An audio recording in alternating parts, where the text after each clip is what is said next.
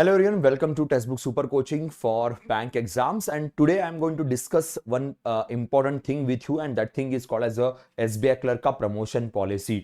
Now SBI clerk के अंदर promotions exactly किस तरीके से होते हैं, प्रमोशंस के लिए क्या क्या क्राइटेरियाज होते हैं और उसके बाद ट्रांसफर का सिनारियो क्या होता है, ये सारी चीजें आज के इस सेशन में हम डिस्कस करेंगे। पर सेशन में आगे बढ़ने से पहले, सेशन को आगे ले जाने से पहले जल्दी से एक बार हमारे इस चैनल को सब्सक्राइब कर दीजिएगा अगर आपने सब्सक्राइब नहीं किया होगा, और बेल आइकन दबा के सेशन को लाइक करना भी मत भूलिएगा। तो शुरू करते, बात करते हैं हमारे इस एसबीआई क्लर्क प्रमोशन पॉलिसी को लेके। एसबीआई क्लर्क के रिसेंटली नोटिफिकेशन आया, मेगा बम्पर नोटिफिकेशन आया हुआ है, बहुत सारी वैकेंसीज है। अब इन वैकेंसीज को क्लियर करने के लिए या इस एग्जाम को क्लियर करने के लिए हमारे पास क्या क्या ऑप्शन है, ये तो आप सब लोग पढ़ ही रहे होंगे, उसकी पढ़ाई हो रही है, उसके लिए बैचेस भी हमारी चल रही है। बैचेस की इंफॉर्मेशन मैं सेशन के एंड में आपको दे दूंगा। पर एक सवाल बहुत जरूरी होता है, और जो ये है कि एग्जैक्टली प्रमोशन किस तरीके से होते हैं, प्रमोशन के लिए हमारे पास क्या क्या क्राइटेरियाज है।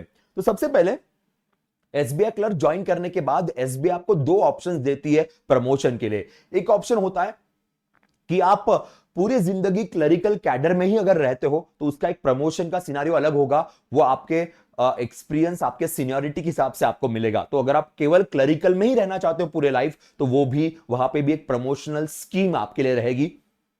दूसरा ऑप्शन होता है कि अगर आप क्लरिकल से ऑफिसर लेवल पे जाना चाहते हो तो उसके लिए भी एक प्रमोशनल क्राइटेरिया आपके पास है। सो क्लरिकल टू ऑफिसर आप कैसे हो सकते हो, या सिर्फ क्लरिकल कैडर में ही रहोगे तो उसके लिए प्रमोशन कैसा होगा, इन दोनों चीजों के ऊपर हम बात करेंगे।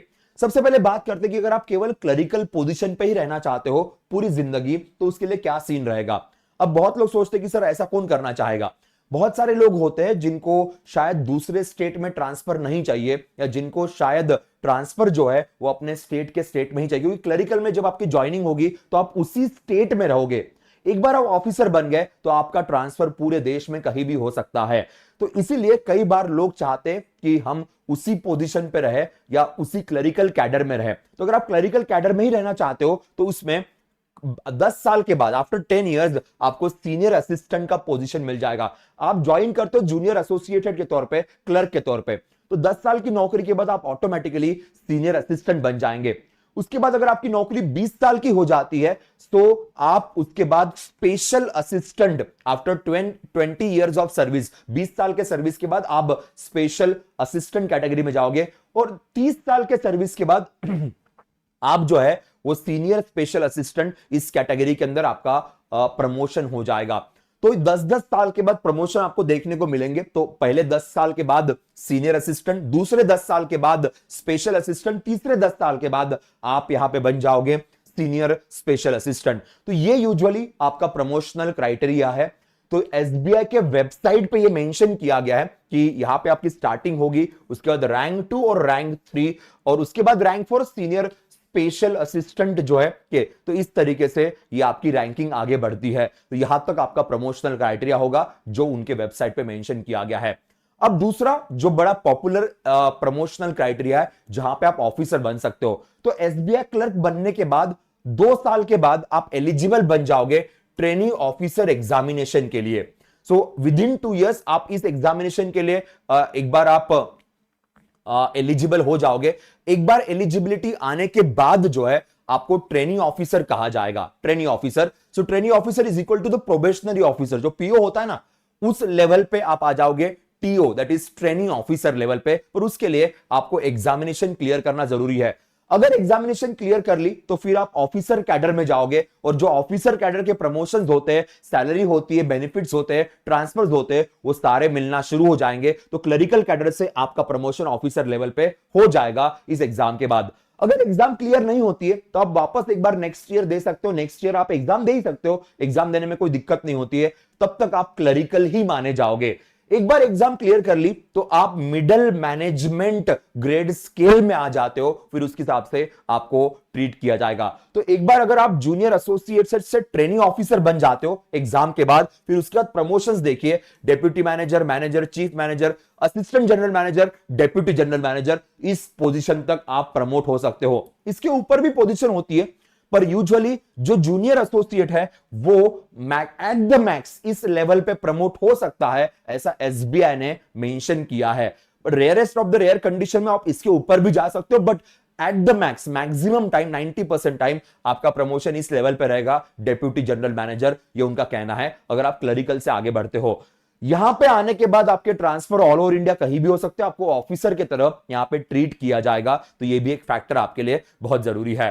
तो ध्यान रखिएगा, नॉर्मली ऐसा कहते हैं कि highest rank and SBI clerk में attend is that of deputy general manager, अगर आप ऑफिसर लेवल पे ट्रांसफर होते हो। नाउ जैसे कोई ऑफिसर बनता है, सपोज किसी ने पीओ करके ज्वाइन किया, तो उसका प्रमोशन जो है वो चेयरमैन तक जाता है। जैसे अभी फिलहाल जो चेयरमैन हमारे सीएस सेट्टी साहब, वो भी एक जमाने में एसबीआई पीओ करके ज्वाइन किए थे, प्रमोट होते होते चेयरमैन बने।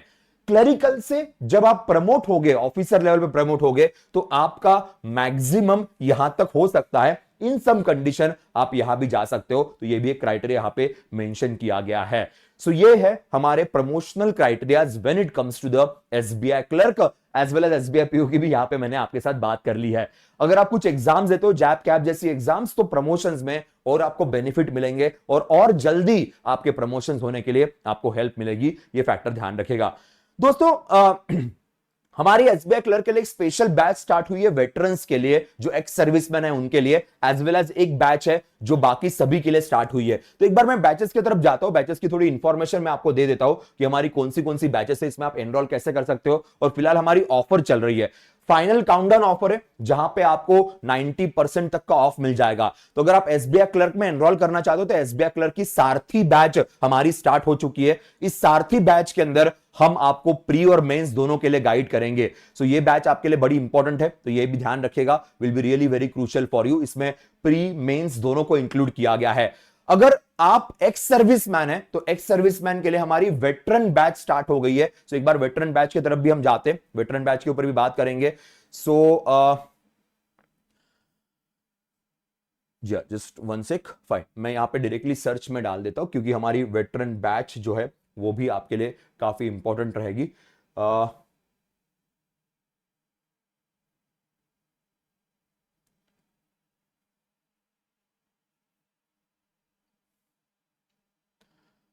जी, सो ये एसबीआई क्लर्क की हमारी वेटरन बैच है, यहां पे भी आपको ऑफ मिल जाएगा। यहां पे भी फिलहाल हमारी ऑफर चल रही है। ऑफर को पाने के लिए आप कूपन कोड यूज कर सकते हो, PUSHPAK, ये कूपन कोड है जिससे आपको डिस्काउंट मिल जाएगा। चाहे फिर आपको एसबीआई क्लर्क में एनरोल करना होगा, सारथी बैच में या फिर वेटरन बैच में, इन सब में आपको ऑफर मिल जाएगी, और जो आपको काफी अच्छा डिस्काउंट प्रोवाइड कर सकती है। तो ये दोनों पॉइंट ध्यान रखेगा। That's all guys from my side. कुछ डाउट्स क्वेरीज होगी तो आप बिल्कुल कमेंट सेक्शन में डाल दीजिएगा। Bye bye, take care.